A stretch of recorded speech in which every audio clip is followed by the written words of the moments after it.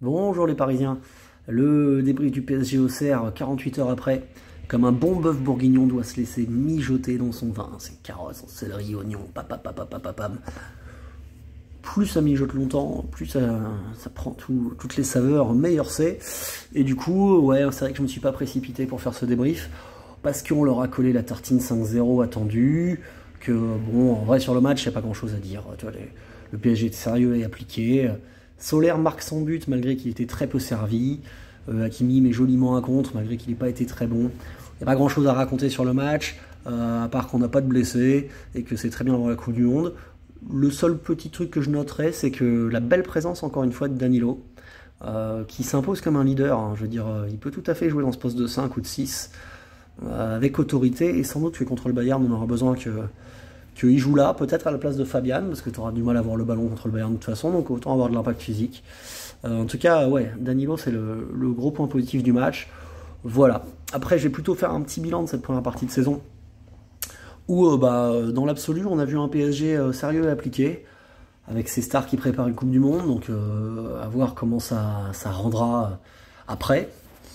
Voilà, on a pris les points qu'il fallait prendre, on a battu les équipes qu'il fallait battre, à part Benfica. Voilà, le X et Benfica qui fait que finalement, tu vas être deuxième de ton groupe, un peu pas de chance avec le but et tatati tatata, les mecs en mettent 6 et tout, de façon à la Paris Saint-Germain un peu réelle, et puis t'atterris sur le Bayern, quoi. Voilà.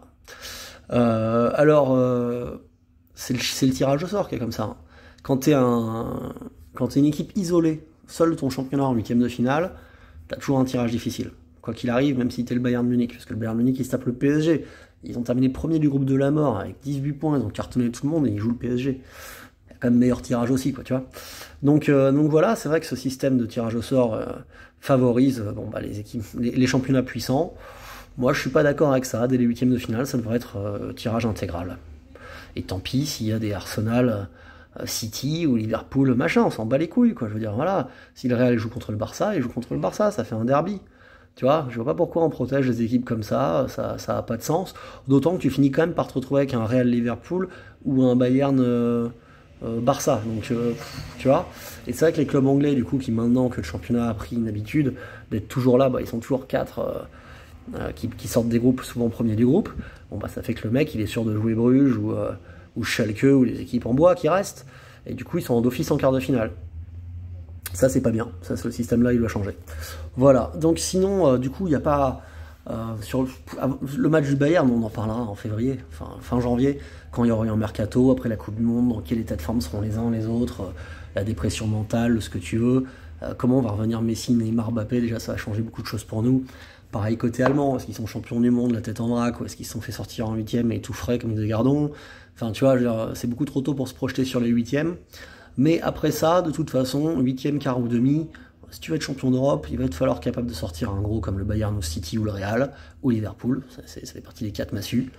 Il y en a déjà 2 qui seront plus là au prochain tour. À nous de faire en sorte que ce soit le Bayern qui y soit plus. Voilà, c'est tout. C'est le favori de la compétition avec City. C'est clair que c'est pas gagné. On en discutera fin janvier. La place à la Coupe du Monde.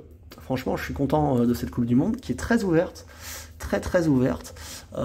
Moi, j'espère que, évidemment, on va la gagner. Mais je sens quand même bien une équipe surprise, un premier champion, tu vois, genre le Portugal, les Pays-Bas, une équipe qui n'a jamais gagné. Et je sais pas, je vois une équipe surprise en demi-finale au moins. Voilà, j'espère que ça sera pas les Anglais, c'est ce qui est important. Puis après, c'est vrai que ça ferait chier aussi que le Brésil en mette une sixième, quoi, tu vois, voilà, ça serait pas très drôle. Donc voilà, on verra ça. En tout cas, excité par le début de la compétition, je vais faire des petits débriefs sur la Coupe du Monde, parce que tu vois, c'est quand même intéressant, on verra. Alors, il n'y a pas l'Italie, mais j'en ferai pas que sur la France, je pense, en fonction, tu vois, du niveau du match et tout ça. Et puis voilà, on va se régaler. Bonne Coupe du Monde à tous.